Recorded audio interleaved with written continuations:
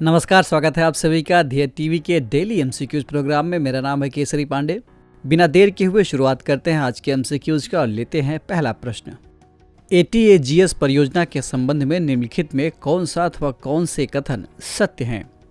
पहला, इस परियोजना का संचालन हिंदुस्तान एरोनॉटिक्स लिमिटेड द्वारा किया जा रहा है। और दूसरा कथन, इसके तहत स्वदेशी हॉवित्जर तोपों का निर्माण किया जा रहा है। विकल्प हैं ए केवल एक, बी केवल दो, सी एक और दो दोनों, अथवा डी इनमें से कोई नहीं। इस प्रश्न का सही उत्तर है विकल्प बी यानी केवल कथन दो सत्य है। इसकी व्याख्या देख लेते हैं। इस साल लाल किले पर स्वतंत्रता दिवस समारोह में 21 तोपों की सलामी स्वदेशी आर्टिलरी गन से दी जाएगी। अभी तक ये परंपरागत रूप से सलामी के लिए ब्रिटिश तोपें इस्तेमाल की जा रही थी, लेकिन इस बार इन तोपों के साथ स्वदेशी हावित्जर तोप भी सलामी देंगी। इसके लिए advanced towed artillery gun system prototype का इस्तेमाल किया जाएगा। बता दें कि एटीएजीएस परियोजना को डीआरडीओ द्वारा साल 2013 में शुरू किया गया था।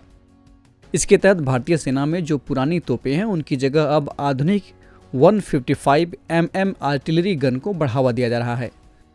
इस तरह एटीएजीएस 155 mm कैलिब्री गन सिस्टम है, जिसमें 48 किलोमीटर की फायरिंग रेंज के साथ साथ उच्च गतिशीलता यानी हाई मोबिलिटी, त्वरित तैनाती यानी फास्ट डिप्लॉयमेंट, रात के दौरान प्रत्यक्ष फायर पद्धति में स्वचालित कमांड यानी ऑटोमेटेड कमांड और नियंत्रण प्रणाली जैसी आधुनिक विशेषताएं शामिल हैं। डीआरडीओ ने मेक इन इंडिया के तहत इस advanced towed artillery gun system को विकसित किया है। बढ़ते हैं दूसरे प्रश्न की ओर। लैंगिया वायरस के संबंध में निम्नलिखित में कौन सा कथन असत्य है? विकल्प हैं ए, इसे हैनिपा वायरस के नाम से भी जाना जाता है, बी, इस वायरस के प्रसार को ट्रैक करने के लिए न्यूक्लिक एसिड टेस्ट का उपयोग किया जाता है, सी, इंसानों में लैंगिया पहली बार चीन के शेडांग प्रांत में जनवरी 2019 में पाया गया था, और विकल्प डी, इस वायरस की प्रकृति निपाह वायरस के बिल्कुल विपरीत है। इस प्रश्न का सही उत्तर है विकल्प डी यानी डी में दिया गया कथन गलत है। इसकी व्याख्या देख लेते हैं। हाल ही में चीन में एक जूनोटिक लैंगिया वायरस मिला है। लैंगिया वायरस को हैनिपा वायरस के नाम से भी जाना जाता है और ये जानवरों से इंसानों में फैलता है। इस वायरस के प्रसार को ट्रैक करने के लिए न्यूक्लिक एसिड टेस्ट का उपयोग किया जाता है। गौरतलब है कि इंसानों में लैंगिया पहली बार चीन के शेडांग प्रांत में जनवरी 2019 में पाया गया था। इसके लक्षण ज़्यादातर हल्के ही प्रतीत हो रहे हैं, जिनमें बुखार, थकान, खांसी, भूख न लगना, हड्डियों में दर्द, उल्टी और सिर दर्द शामिल हैं।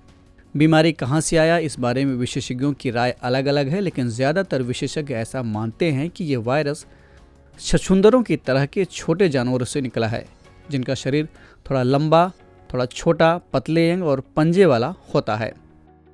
ये नया वायरस दो अन्य वायरस का करीबी दिखाई देता है जो मनुष्यों में पाए जाते हैं। इनमें से एक है निपाह वायरस और दूसरा है हेंड्रा वायरस। बहरहाल अभी जो भी जानकारी इस वायरस के बारे में उपलब्ध है वो पर्याप्त नहीं है, इसलिए कोई भी बात सटीक तरीके से कहना थोड़ा मुश्किल है।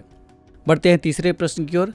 भारतीय स्वाधीनता संग्राम से संबंधित अलीपुर बम कांड में निम्नलिखित में से किसके ऊपर मुकदमा चलाया गया था ब्रिटिश सरकार द्वारा?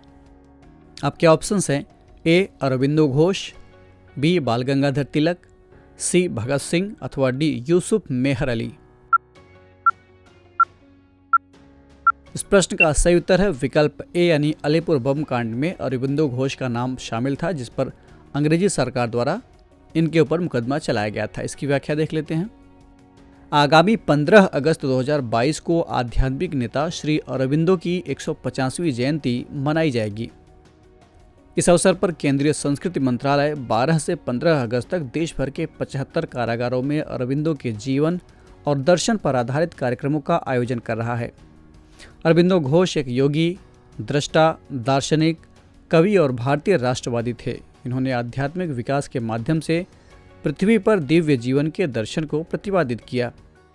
वर्ष 1902 से 1910 तक उन्होंने भारत को अंग्रेजों से मुक्त कराने के लिए आज़ादी की लड़ाई में भाग लिया।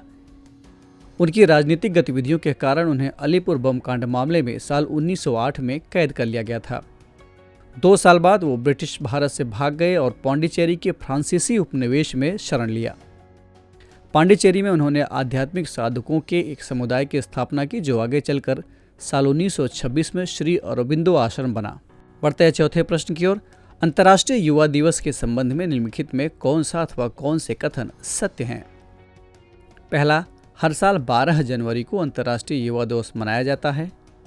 दूसरा, साल 2022 के लिए इसकी theme intergenerational solidarity creating a world for all tags है। आपके विकल्प हैं ए केवल एक, बी केवल दो, सी एक और दो दोनों, अथवा डी न तो एक न ही दो, यानी इनमें से कोई नहीं। इस प्रश्न का सही उत्तर है विकल्प बी, यानी कथन 2 सत्य है। इसकी व्याख्या देख लेते हैं। हर साल 12 अगस्त को अंतर्राष्ट्रीय युवा दिवस मनाया जाता है। इस अवसर पर दुनिया भर की सरकारें और नागरिक युवाओं के सामने आने वाली समस्याओं को पहचानने और उनकी ओर ध्यान आकर्षित करने के लिए एक साथ आते हैं, यानी एक प्लेटफॉर्म पर आते हैं। बता दें कि संयुक्त राष्ट्र ने साल 1999 में हर साल 12 अगस्त को अंतर्राष्ट्रीय युवा दिवस मनाने की घोषणा की थी। हर साल इसकी एक थीम होती है। साल 2022 के लिए इसकी theme intergenerational solidarity creating a world for all edges है। 12 जनवरी को स्वामी विवेकानंद की जयंती पर राष्ट्रीय युवा दिवस मनाया जाता है, अंतर्राष्ट्रीय नहीं। बढ़ते हैं आज के इस कार्यक्रम के अंतिम प्रश्न की ओर, यानी 5वें प्रश्न की ओर। विश्व हाथी दिवस कब मनाया जाता है? अब क्या ऑप्शंस हैं? ए 9 अगस्त, बी 10 अगस्त, सी 12 अगस्त, अथवा डी 11 अगस्त। इस प्रश्न का सही उत्तर है विकल्प सी, यानी ये 12 अगस्त को मनाया जाता है। इसकी व्याख्या देख लेते हैं। पूरी दुनिया भर में आज यानी 12 अगस्त को विश्व हाथी दिवस मनाया जा रहा है। इसकी शुरुआत 12 अगस्त 2012 को की गई थी। हाथी दिवस मनाने का मुख्य उद्देश्य पूरी दुनिया के हाथियों के प्रति जागरूकता और उनके संरक्षण को बढ़ावा देना है। एलिफेंट की इंट्रोडक्शन फाउंडेशन द्वारा साल 2011 में इसकी पहल की गई थी, लेकिन ऑफिशियली यानी आधिकारिक तौर पर 12 अगस्त 2012 को इसे मनाने की घोषणा की गई थी।